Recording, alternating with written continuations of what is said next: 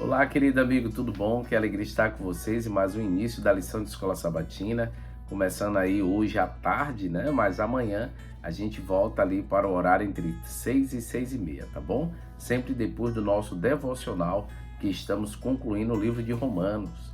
Meus queridos, a 13ª lição vai falar sobre o processo do juízo.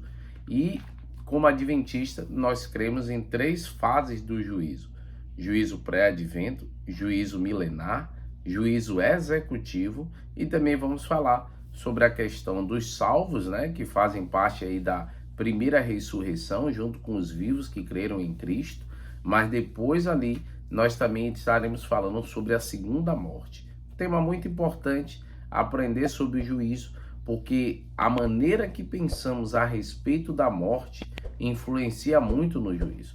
Porque se a pessoa morre e vai direto para o céu e para o inferno, já foi feito o julgamento.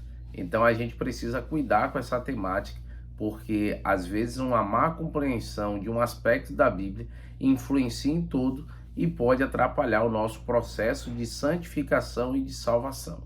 Nosso verso para memorizar está em 2 Coríntios 5:10, que diz: é necessário que todos nós compareçamos diante do tribunal de Cristo, para cada um receber segundo o bem ou mal que estiver feito por meio do corpo. Então, a salvação é pela graça, e assim ela é mediante a fé, mas as obras influenciam sim no nosso processo. Por isso que Tiago, ele sempre abordava e falava: mostre-me a sua fé e mostrarei as minhas obras, porque a fé sem obras é morta. Então, as obras ela entra em vigor principalmente no juízo.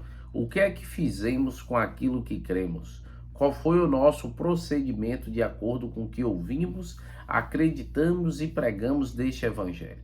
Então, aquilo que vivemos na carne, iremos um dia ser condenado ou aceito por Deus. E a gente vê ali em Mateus, quando ele fala, né, ao fazer a qualquer um desses pequeninos, visitar os enfermos, os doentes, ali é como se fizéssemos a Deus. E ele diz que então vai chamar os que tiverem à sua direita, entre no gozo do Pai, e os da esquerda ele vai dizer para o que? Está distante, né? Ele não o receberá, porque não os conhece. Então você vê que o capítulo 25 de Mateus, nessa descrição ali, a terceira parábola, fala justamente sobre o processo da salvação, e desta forma parece que ele está direcionando essa salvação pelas obras, sendo que as obras só contam para quem aceitou a Jesus.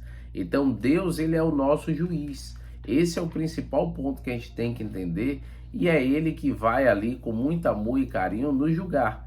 Quando você olha em Isaías, no capítulo 35, no verso 4, diz que ele então é o juiz, e ele é imparcial o julgamento. A gente vê todo dia se falar de um julgamento errado, ruim, que esse mundo dá, mas o de Deus é imparcial.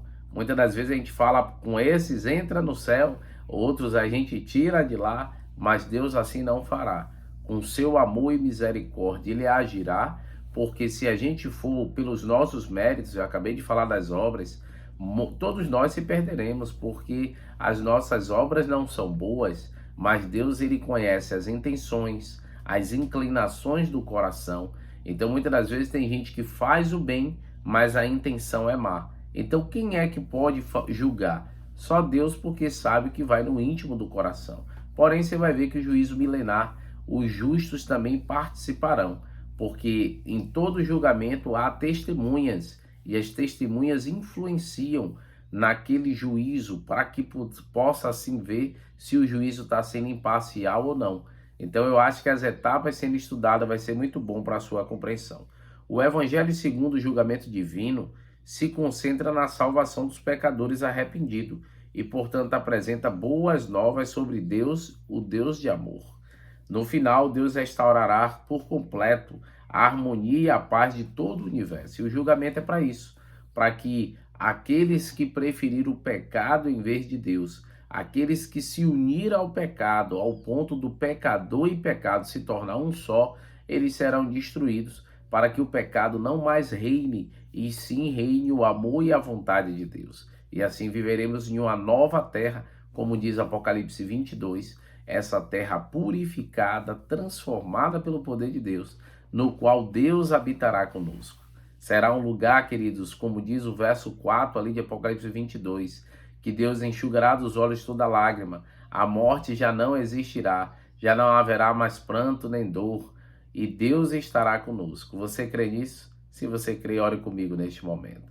Querido Deus, ó Pai, obrigado por tudo que tem feito por nós, obrigado pelas tuas misericórdias, pelo teu amor e bondade, que a tua graça seja abundante em nossa vida, que teu Espírito nos transforme e conduza, e que possamos ter um restante de sábado abençoado em tua presença, crer no teu juízo justo e de que o Senhor virá para nos buscar, no nome de Cristo Jesus. Amém, Senhor. Deus te abençoe, queridos. Tchau, tchau.